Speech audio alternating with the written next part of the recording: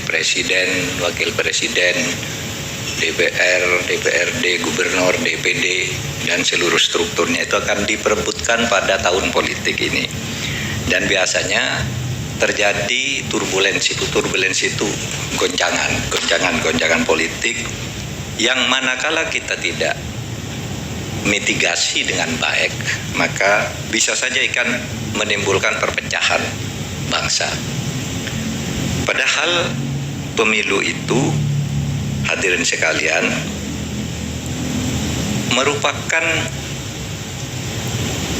sarana kita untuk menjaga negara ini sebagai amanah, sebagai berkah dan rahmah dari Allah kepada kita, agar bisa dijaga melalui antara lain dengan pemilu.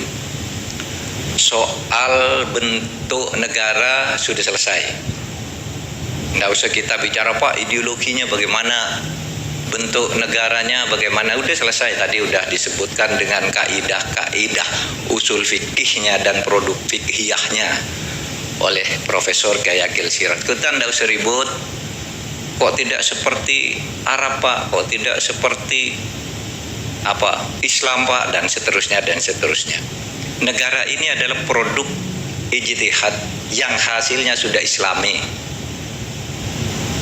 sesuai dengan ajaran Islam.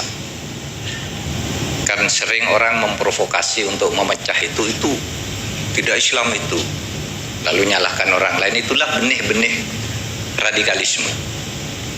Kalau Indonesia itu ya tadi sudah disebut sebagai Darul Mithaq, negara kesepakatan, dan kesepakatan membentuk negara itu harus ditaati dan dijaga sebagai amanah, dan barang siapa yang melawannya atau akan menghancurkannya itu adalah bugot.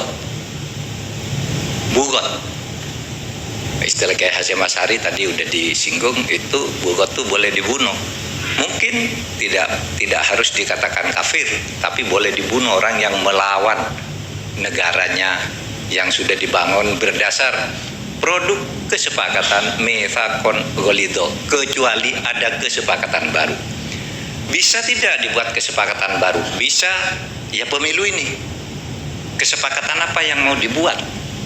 Pilih wakil-wakil kita yang bisa mewakili kita kalau ingin membuat kesepakatan baru. Tetapi saudara, kesepakatan baru itu sudah berkali-kali dicoba. Melalui pemberontakan sudah, ya. Begitu Indonesia lahir sudah punya kesepakatan namanya negara Pancasila dengan konstitusi Undang-Undang Dasar 45, yang tidak setuju ingin mengubah kesepakatan itu memberontak. Lahir DITII, lahir Permesta, lahir Republik Maluku Selatan, PRRI. Ini kan pada dasarnya mau mengubah kesepakatan.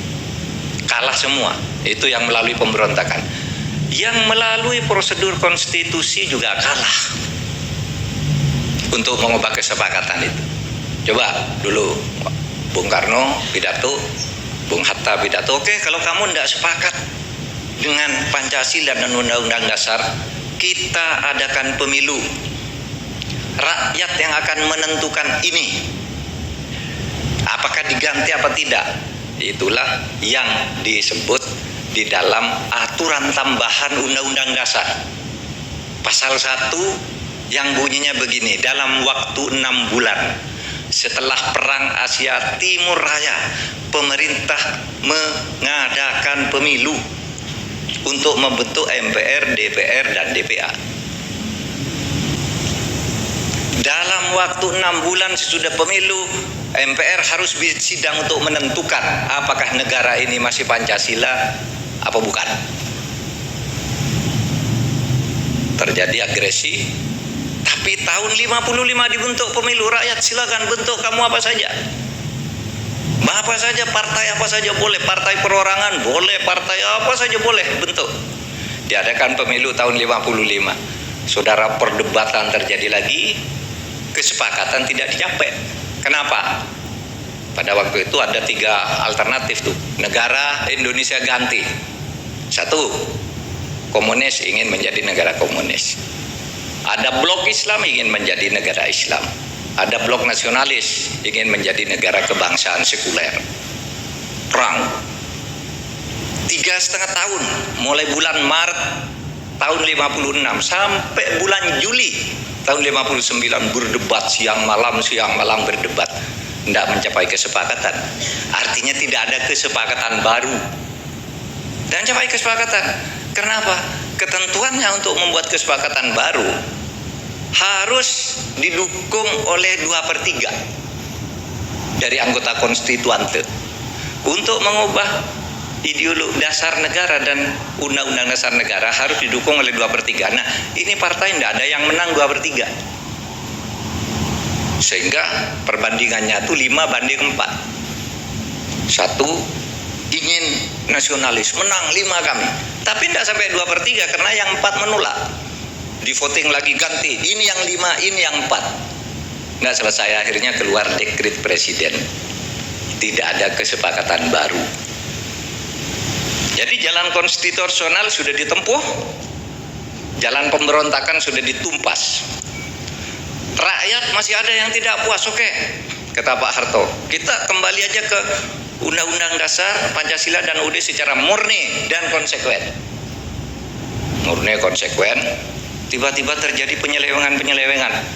Karena sila 1, 2, 3, 4 kata Prof. Akil tadi jalan, lumayan. Tapi sila kelima, keadilan sosial tidak jalan. Terjadi reformasi, Pak Harto jatuh. Pak Habibie umumkan, hei rakyat, kalau mau mengganti Pancasila, ini saatnya. Saya meskipun punya hak untuk menjadi presiden tahun 2003 sampai tahun 2003, karena dia melanjutkan Pak Harto 98. Meskipun saya punya hak sampai tahun 2003, tapi saya akan mempercepat pemilu tahun depan. Bentuk partai sesukamu kalau mau mengganti Pancasila ini. Lahir 98 partai. Daftar ke pemilu hanya 48 yang boleh ikut. Itu pemilu tahun 1999. Di situ banyak partai-partai mengatasnamakan Islam lahir. Partai Masyumi baru, Partai PNU, PKNU, Partai Abul Yatama. Banyaklah yang isinya kalau kami menang, kami ikut pemilu, kami ingin mengganti Pancasila. Tidak ada yang dapat kursi. Yang dapat kursi itu dari partai-partai berbasis agama. Itu adalah partai-partai yang tidak ingin mengganti Pancasila, PKB, PAN. Sehingga 84% kursi itu dikuasai oleh partai-partai yang menolak perubahan Pancasila. Yang sisanya itu ada yang ingin mengganti, ada yang ingin memodifikasi baru, misalnya memasukkan Piagam Jakarta lagi, itu sisanya. Nggak jadi. Jadi, saudara, dengan demikian tidak ada kesepakatan baru. Oleh sebab itu, Pancasila, Undang-Undang Dasar 45 ini adalah mitsaqon ghalidho, modus vivendi, perjanjian suci bagi bangsa. Yang siapapun yang melawannya, ya bugot. Kalau istilah agamanya tuh bugot. Bugot tuh memberontak. Memberontak itu halal untuk ditumpas. Pemberontakan itu di mana-mana ya ditumpas. Nah,